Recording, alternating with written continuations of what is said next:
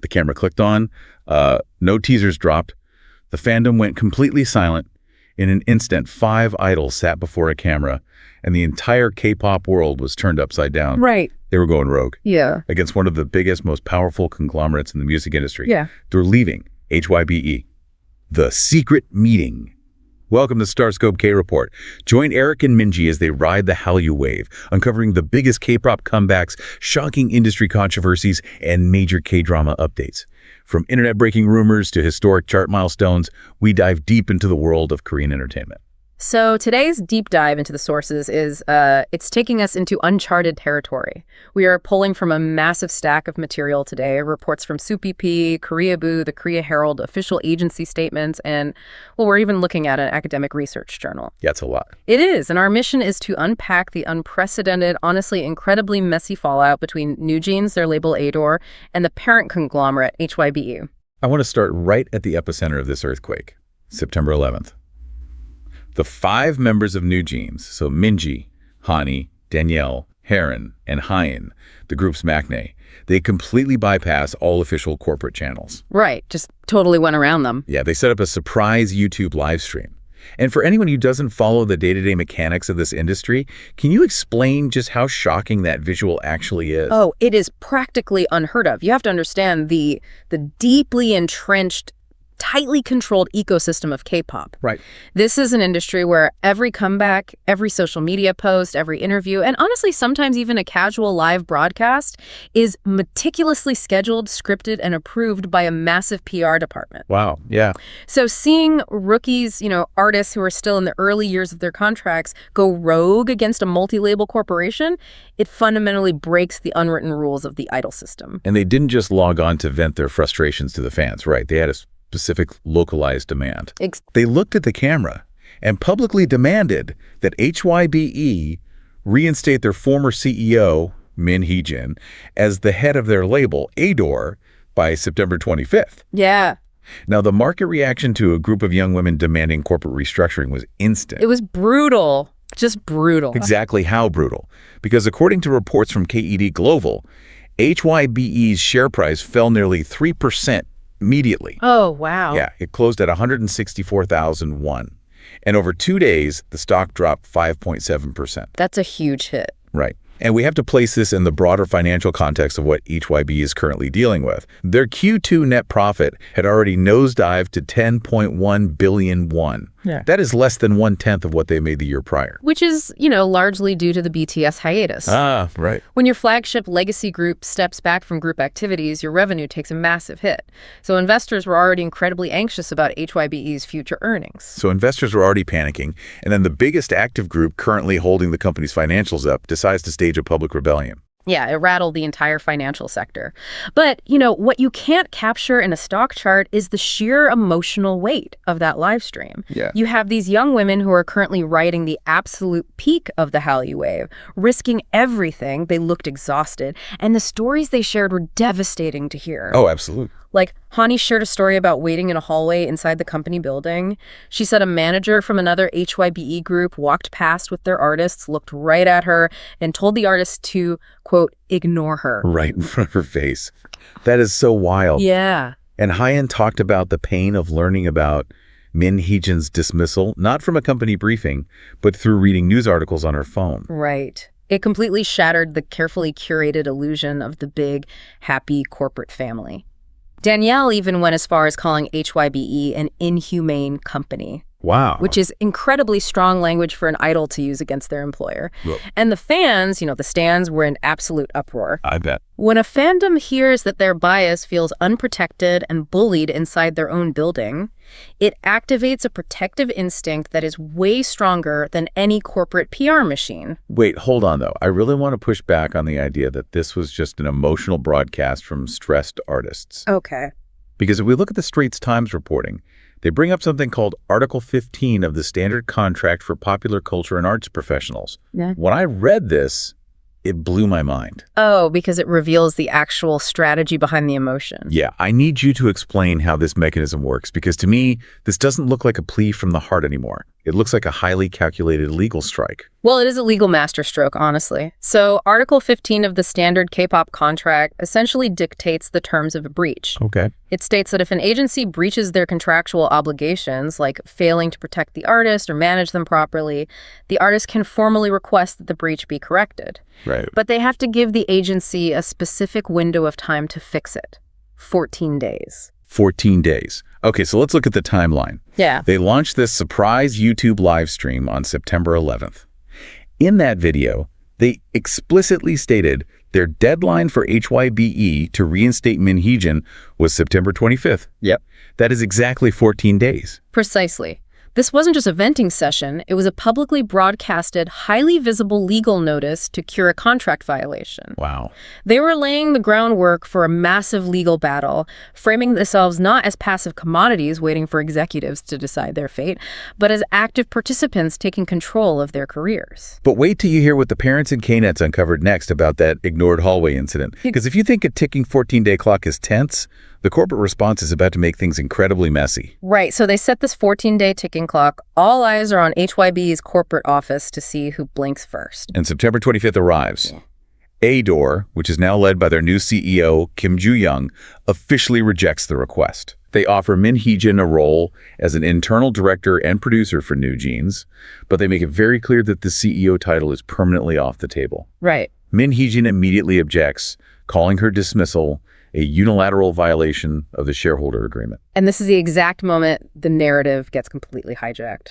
Because the parents step in. Oh, boy. And in the K-pop industry, when the parents of an active group speak out to the media, the entire industry freezes. Yeah, the parents did a bombshell interview with Ilgan Sports, which we read via Koreaboo.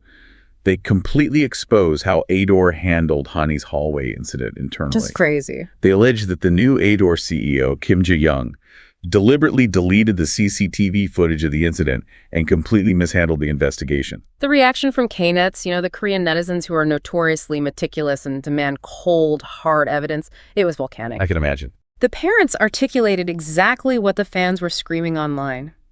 There is a quote from one of the mothers in the interview that is just damning.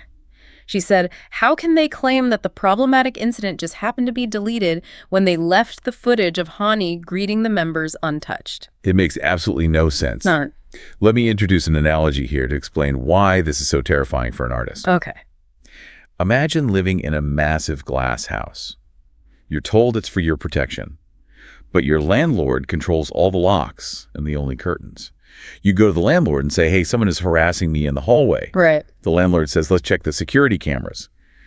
But when they come back, they say, "Well, we have the footage of you walking into the hallway and smiling." But the footage from 5 seconds later where the harassment allegedly happened, oh, that specific file just happened to get deleted. Yeah, it's just so suspicious. Exactly. How does anyone survive in an environment where they feel completely, utterly unprotected by the very people employed to manage them? You can't. And that is exactly the parents' point. It completely shatters the fundamental requirement of an artist-agency relationship, which is trust. Yeah. And the parents didn't stop there. They brought even more receipts to the table. They revealed an email they had sent to HYBE way back on April 3rd. In this email, they formally complained that another HYBE labels group, Islet, had plagiarized NewJeans' style and choreography. Which is a huge accusation on its own. Right.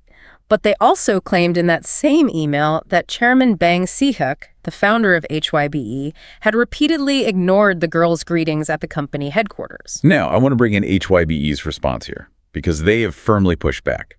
According to the Korea Herald, HYBE released an official statement flat out denying that Chairman Bang ignored the members. Interesting. Yeah, they are claiming that Min Hee-jin is basically using these young artists and their parents as shields to cover up her own alleged breach of trust. HYBE is sticking strictly to their narrative that Min Hee-jin tried to stage a corporate coup to steal ADOR away from the parent company. It's a very standard corporate counter-narrative. But the problem for HYBE is that the parents' involvement fundamentally changes the dynamic of the public debate. How so? Well, it shifts the story from a cold boardroom dispute over shareholder agreements into a highly emotional narrative about young artists and their families fighting a faceless, uncaring conglomerate. Right. It humanizes the artists in a way that an official, sterilized PR statement just cannot counter. If you love staying updated on your favorites and the wildest industry tea, make sure you're subscribed to StarScope K-Report.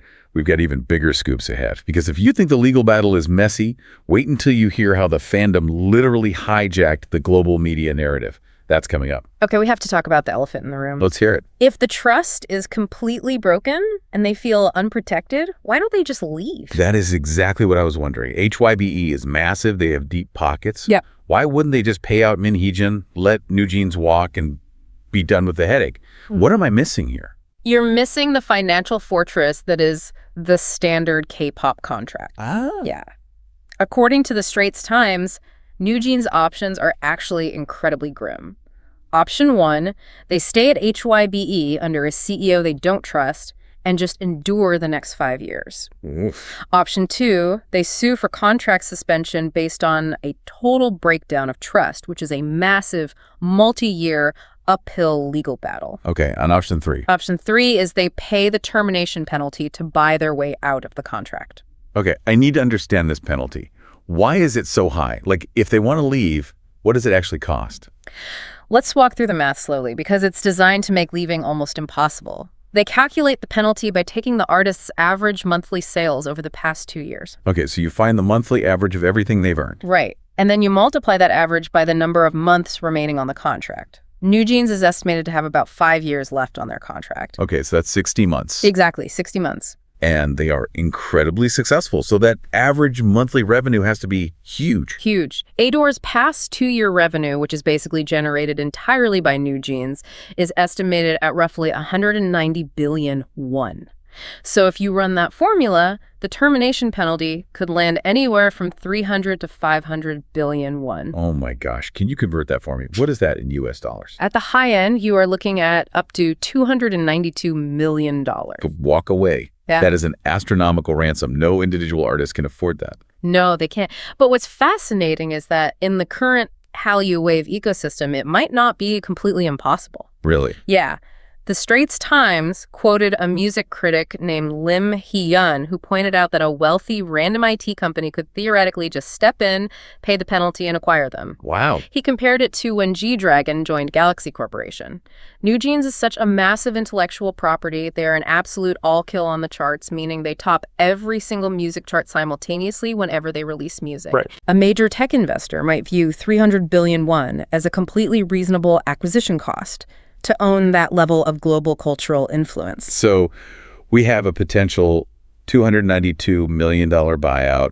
We have corporate boardroom battles, and we have families leaking internal emails.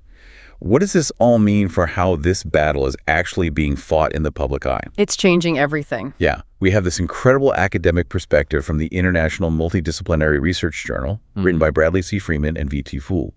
They analyzed this exact situation and called it a textbook platformed conflict. Yes, this study is so vital because it explains how the public is consuming this war and why HYBE is losing the narrative.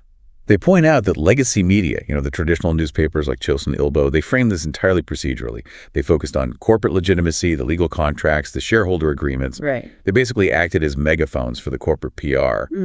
But the digital platforms, TikTok, X, and specific accounts like Jeans_pre, which is widely believed by fans to be connected to the parents. Yeah. They created what the academics call refracted publics. Meaning they bypassed the traditional media gatekeepers entirely. Exactly.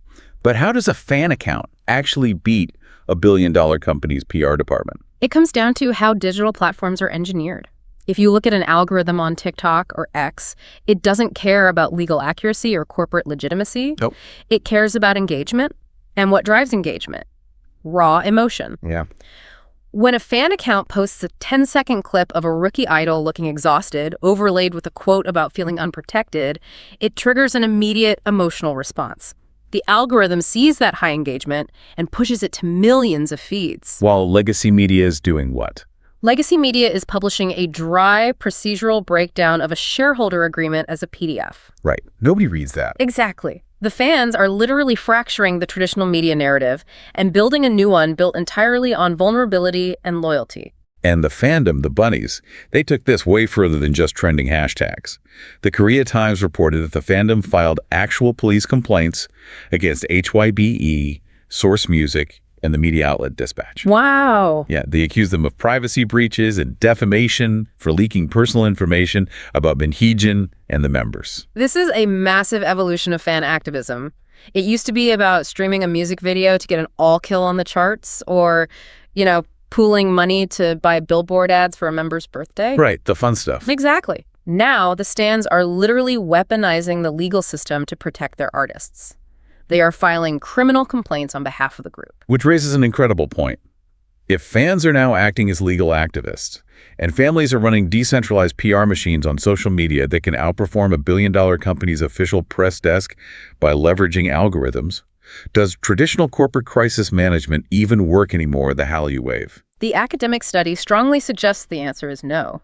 A corporation might have the absolute legal high ground in a boardroom, but they will lose the narrative war in the digital trenches every single time because they are fighting emotional resonance with corporate legalese. Hit that subscribe button so you never miss a KT update or deep dive like this one. Because this story and the shift it represents is far from over. It really is a paradigm shift. We are watching the real-time breakdown of the illusion of control that these entertainment agencies have relied on for decades. We started this deep dive looking at a single live stream that broke the internet. We like to think of idol contracts as binary. You sign, you train, you perform, you obey. Yeah. But this situation has shown us that the landscape is entirely murky now. The muddy waters of platformed conflict. Exactly. Which leaves us with one final, very provocative thought. If NewJeans, arguably one of those successful and culturally dominant groups on the planet right now, can publicly challenge the biggest K-pop conglomerate in the world, risk a $292 million penalty, and potentially upend the entire multi-label system, who is going to be next? Are we witnessing the final days of the traditional unilateral idol agency power dynamic? It's a question that every single entertainment executive in Seoul is probably losing sleep over tonight. You've been listening to StarScope K-Report, where Eric and Minji bring you the stories shaping K-pop, K-dramas, and the global Hallyu wave. Thanks for tuning in, and don't forget to subscribe for more stories that keep the stars shining.